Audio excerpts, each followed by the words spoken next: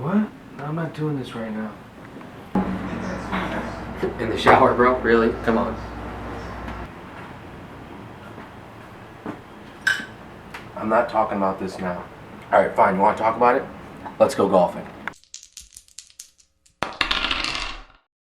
What is wholesaling? It's selling your rights to buy a property to the end buyer. Usually when you sell your deal like that to your end buyer, you get some sort of assignment fee, $5,000, $10,000. It all depends on how good the deal was. Is wholesaling real? Absolutely. I do it myself.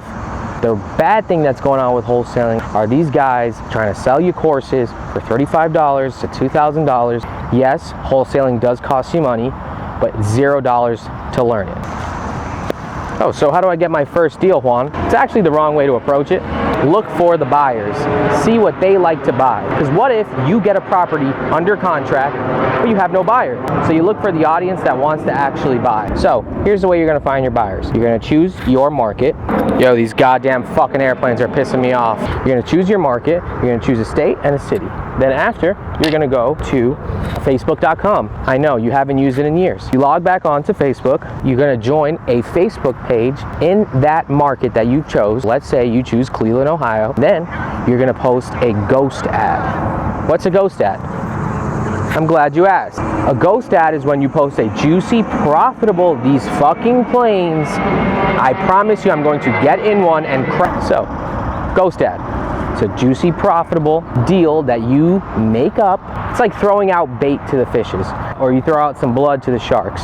Let's say you just put up random numbers, 3-bedroom, 1-bathroom, 1,300 square feet, and you're selling it for $20,000, and it takes $40,000 to fix. The after repair value, or the ARV, goes for $150,000. If that deal exists, please call me at the number below. After you put your ghost ad, you're gonna see people just drop in their DMs, their social security numbers. They're gonna want everything to do with that deal. Why? Because they're gonna make some fucking money. First thing that I always do is try to get them on the phone, and you tell them, hey, Mr. Buyer, what do you like to buy? What is the last property that you bought? And how do you buy? Because that's very important. So once you find out what these buyers want, then the next step, you find what they want. So you tell me, oh, Juan, where do I get that information? It's called the internet. There are a couple websites. It gives you the seller's phone number, gives you the seller's email. I will not be disclosing those websites. Let's get noticed by those websites, and I'll drop all the Krabby Patty secret formula to you. What do you do now? You've got phone numbers, you got emails, you pick up the fucking phone. You start making some phone calls. You start texting them. Any way you get in contact with that seller, get in contact with them. So I called someone, or I texted someone, oh my God, Juan, they said yes, I want to sell the property. Don't get scared. That means money's calling. Stop sweating out of your pits. Go take a shower, take a deep breath, and you set up a phone call with them. And you start asking about information on the property. How many bedrooms is it? How many bathrooms is it? Square footage. When was the last time you guys did the roof? Anything that's going to get you all the information that you have on that property before you even see it, to see if this is actually a motivated seller. Hey, Mr. Juan, sir, I got all the information I need. Okay, awesome. So what do you start doing? You start comping. Let's say you chose Cleveland, Ohio. Don't steal Cleveland from me, because that's mine. And you start looking within a mile of the property that the seller wants to sell, and see what has been flipped and what it's sold for. The best way to actually make a comp here, let's say the seller's selling a 4-bedroom, 2-bathroom home. Then you look at 4-bedroom, 2-bathroom homes within a mile of that home that have been fully flipped, and see what they sold for. After that is when you start grabbing about 2 or 3 comparisons, you find what's called the ARV, the after repair value of that home. Juan, what's the next step? I told my seller this. It's a great deal. I got it under market. Now what? You get a contract. The reason why you always want to sign a contract as soon as you can, it protects you, and you start being able to give out the address to other buyers before they steal the deal from you. You're not the only wholesaler out there, and you think you're the only person that can get access to their number? You're not. I could get that number too. So you got your signed contract, you start showing your buyers what you got. Pro tip, and I don't give a shit what a buyer says, I don't care how much real estate they've bought in their entire life, you ask for a proof of funds. Proof of funds just shows that they're able to purchase the property. And even if they give you a little bit of backlash and say, I don't know who the hell you are, I don't want to send you some sort of bank statement, you say, no problem, have a good day. Any serious buyer will send you those proof of funds immediately. Oh my God, Juan, I showed my buyer and he wants it. So you're about, I would say 35 to 40% of the way there. Go on a website. This is the only website I'm gonna give you because I use it myself. It's called eforms.com. They make very good purchase documents, assignment contracts, etc. If you want a purchase contract or an assignment contract made from there for free, DM me or drop a comment, send me the contract, and I'll send it to you, personally from me to you. So you make what's called an assignment agreement. Three most important things to put in this contract is a closing date, earnest money deposit, and I think that's it. Now, you've got a signed seller contract, you've got a signed buyer contract. What happens next?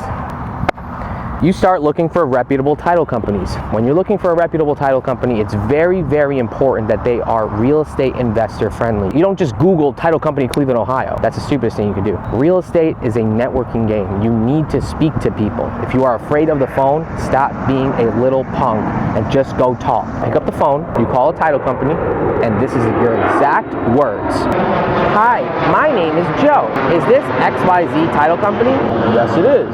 Awesome. I just wanted to know if you guys are familiar with assignment fee. Why, yes, we are. Thank you very much. I have a deal that I could be sending your way. What is the best email to reach you at? The best way to reach me at is yourdealisalmostclosed@gmail.com. Title messages you, sends you an email after 2-3 weeks of radio silence and say, Juan, we're clear to close. You're about to get paid. If it's an assignment fee above $10,000, they'll send you a wire. If it's under $10,000, then they'll probably send you a check.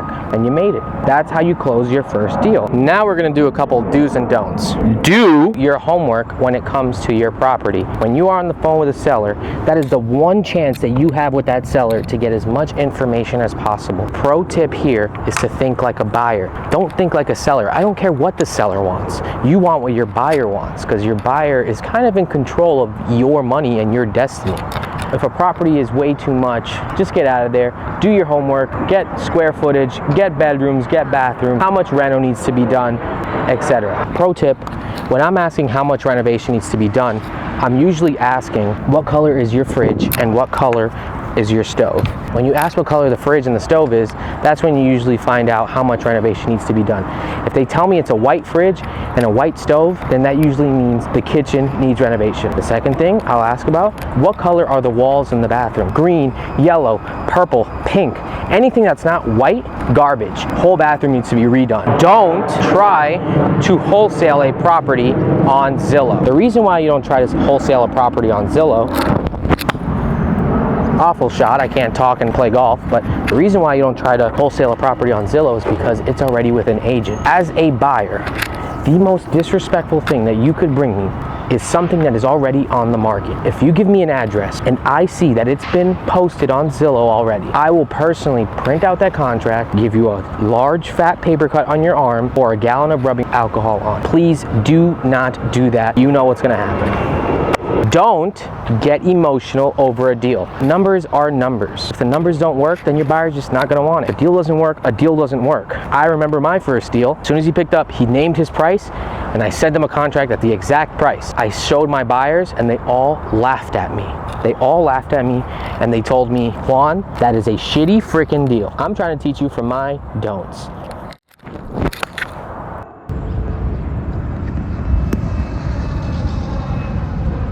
Remember that money doesn't cry for you, but you do cry for money. I'm gonna look through my book one more time to see what I'm talking about here. I think I've gone over a good amount of do's and don'ts. I don't really need any more. If you have any do's and don'ts questions, any other wholesaling questions, any other real estate investing questions, feel free to drop a comment on exactly what that might be. Obviously, the example that I gave you today isn't something that you're going to get all the time. There are different scenarios that you will get during wholesaling. And if you want me to go into more depth on some of these wholesale deals or other real estate deals, or you might be going through one, then feel free to drop a comment and we'll go through some. We'll also make some more videos.